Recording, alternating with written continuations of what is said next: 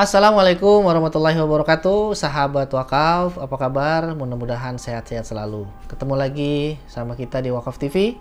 Dan kali ini kita akan membahas seorang pria yang penuh tato ya, yang banyak tatonya. Tapi ngomong-ngomong ya, ngomongin tentang tato itu ya, saya itu dulu pernah melihat teman saya itu ditato gitu kan, ditato di bagian kaki, di betis ya, gambar gurita gitu ya, gambar gurita.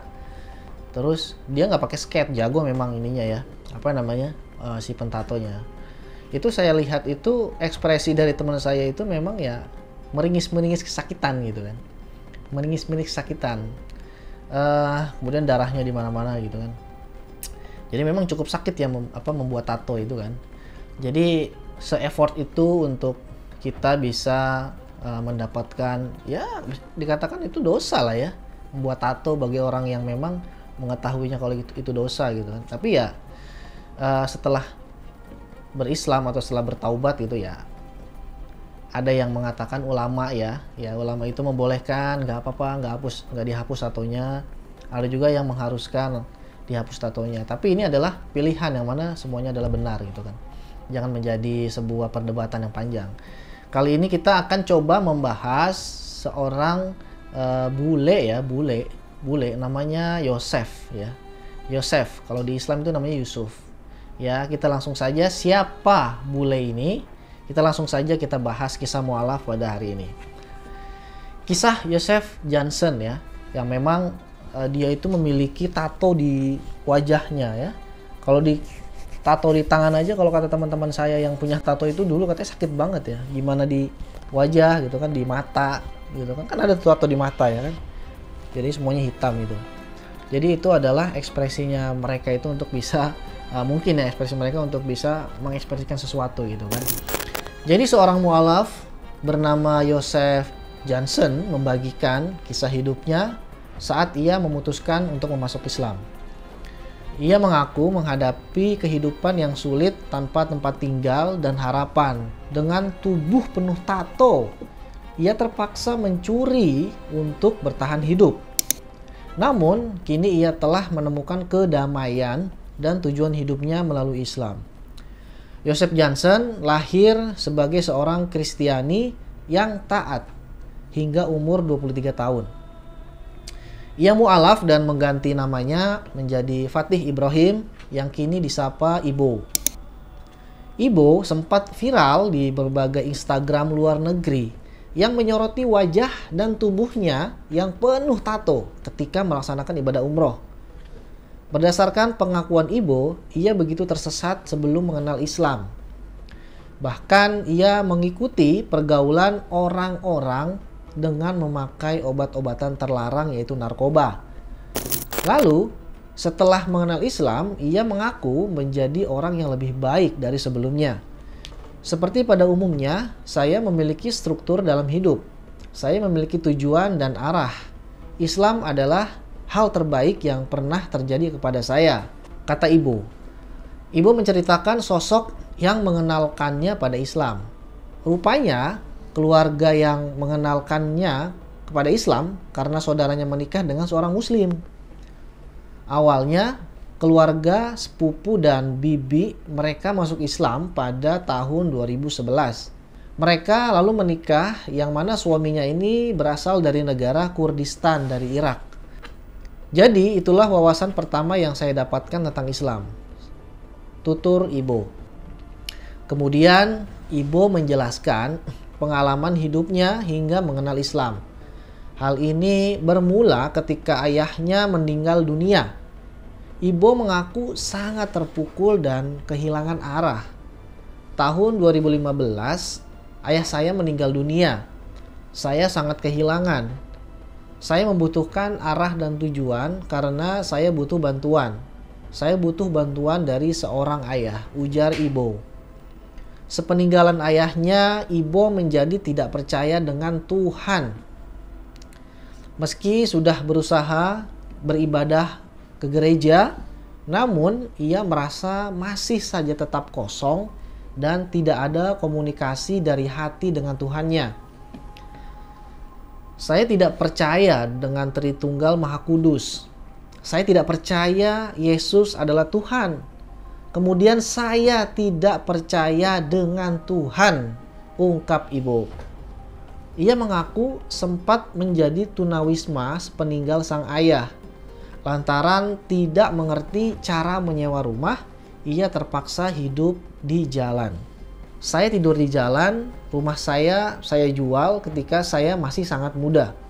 Saya tidak mengerti tentang hipotek atau sewa seperti asuransi dan sebagainya. Karena saya tidak tahu tentang hal-hal ini, saya sangat tidak siap pada saat itu, ungkap Ibo. Ketika dia tidur di depan restoran cepat saji di pinggir jalan, tiba-tiba datang seorang pria asal Pakistan dan bertanya soal keadaannya yang saat itu sudah putus asa dengan kehidupannya. Seperti sebuah keajaiban, Ibo mengaku selalu bertemu dengan orang-orang Muslim yang baik. Hal ini berdampak ke rasa penasarannya. Ia sampai menonton dakwah dari YouTube untuk mengenal Islam. Ahli dakwah Hamzah yang berada di Malaysia sekarang, Dr. Zakir Naik, Mufti Meng, mereka yang mengajari saya mengapa Islam adalah agama yang benar, terang Ibo. Ia mengaku tidak pernah mendapat kebaikan seperti yang dilakukan pria Muslim Pakistan tersebut. Meski banyak orang di sekelilingnya menganggap orang-orang Muslim sebagai penjahat, sebagai teroris, sebagai orang-orang yang memang tidak memiliki kebaikan, namun kenyataan yang dia alami sangatlah berbeda. Di tempat saya berasal, saya diberitahu bahwa orang-orang Islam adalah orang-orang yang jahat. Mereka melakukan propaganda dari media sosial. Tapi dari pengalaman saya, mereka adalah orang-orang yang paling baik hati, ungkapnya. Saya tidak pernah mengalami persaudaraan dan kesetiaan seperti itu. Ia tidak menginginkan imbalan apapun. Ia bahkan tidak menyebut apa-apa tentang Islam, sambungnya. Ibo merasa diselamatkan oleh Allah Subhanahu wa Ta'ala di tengah kesulitan hidupnya. Bahkan saat pertama kali ke Turki dan mendengar gema azan, hati Ibo merasa tersentuh dan berniat mengenal Islam. Ibo berkata, saya ingat waktu pertama kali ke Turki dan mendengar azan pada tahun 2015 setelah ayah saya meninggal. Kemudian suara murotal Al-Quran bergema, kemudian masuk ke dalam diri saya yang saya anggap itu adalah suara yang paling indah. Saya belum pernah mendengar itu diputar di speaker manapun. Saya belum pernah mendengar bacaan Al-Quran di dalam hidup saya. Singkat cerita, Ibo akhirnya memutuskan menjadi seorang mu'alaf setelah bertemu dengan pria Pakistan yang telah menolong dan memberinya tempat tinggal di saat susah. Saya akhirnya belajar tentang Islam dan bertanya kepadanya. Kemudian mereka mengajari saya tentang Al-Quran, tentang Nabi Muhammad SAW, dan singkat cerita akhirnya saya bersyahadat. Ya, sahabat wakaf, itu kisah Yosef ya, atau tadi disebutnya adalah Ibo atau panggilannya Ibo. Banyak sekali orang-orang yang memang menemukan Islam tuh melalui cara-cara seperti ini. Dan memang ketika seorang muslim yang taat mendapati seseorang itu sedang menghadapi kesusahan atau kesulitan, jadi umat muslim ini atau orang-orang Islam yang solih ini tidak pernah mempertanyakan, mempermasalahkan apa agamanya. Karena memang di dalam Islam itu diperintahkan untuk kita itu bisa hidup berdampingan, bertoleransi seperti apa yang Rasulullah SAW contohkan. Ya, kita sebagai umat Islam itu diwajibkan untuk membantu orang-orang yang memang membutuhkan tanpa mempedulikan agamanya. Kalau dia kesulitan, ya kita bantu. Itu adalah ajaran Islam.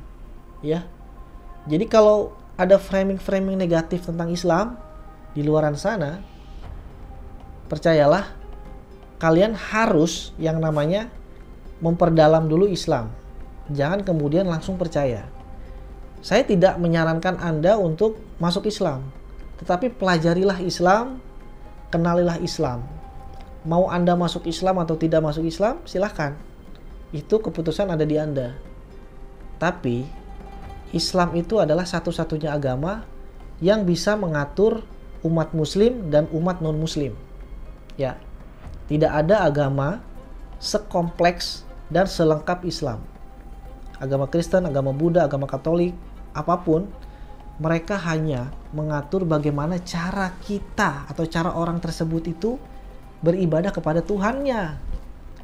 Tetapi untuk masalah ekonomi, politik, sosial, masalah kesejahteraan, di kitab-kitab mereka, di rujukan-rujukan mereka itu tidak lengkap selengkap Islam.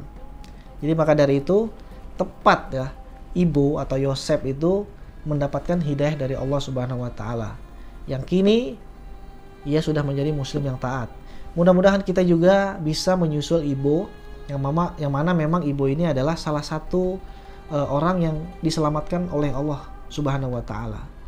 Terima kasih. Jika memang konten ini bermanfaat, silahkan Anda share ke teman-teman Anda, dan jangan lupa like, dan jangan lupa juga tinggalkan komentar atau kritikan atau saran atau apapun di kolom komentar yang ada di bawah, agar kami bisa memberikan konten-konten yang lebih baik lagi dari yang sebelumnya. Dan jangan lupa subscribe channel ini agar kami semakin bersemangat untuk bisa memberikan konten-konten yang edukatif dan informatif. Wassalamualaikum warahmatullahi wabarakatuh.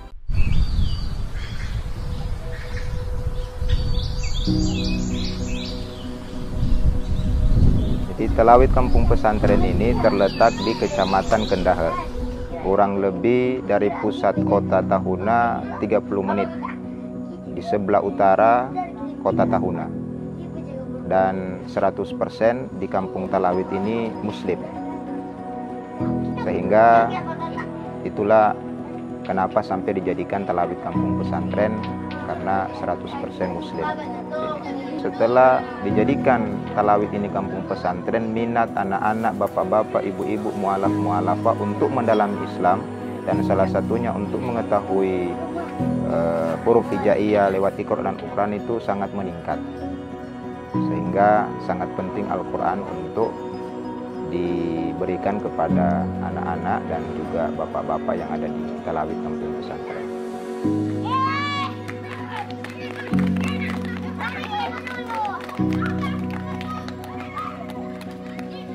Itu 1 bulan sudah ada 5 yang robek, karena memang anak-anak. Jadi entah karena semangatnya atau semangat bermainnya, jadi memang butuh dibantu Iqra dan juga Al-Quran karena dengan alasan tadi. Jadi harapan kami ke depan dari Badan Wakaf Al-Quran bisa memberikan Al-Quran kembali untuk taman pengajian di Talawid kampung pesantren.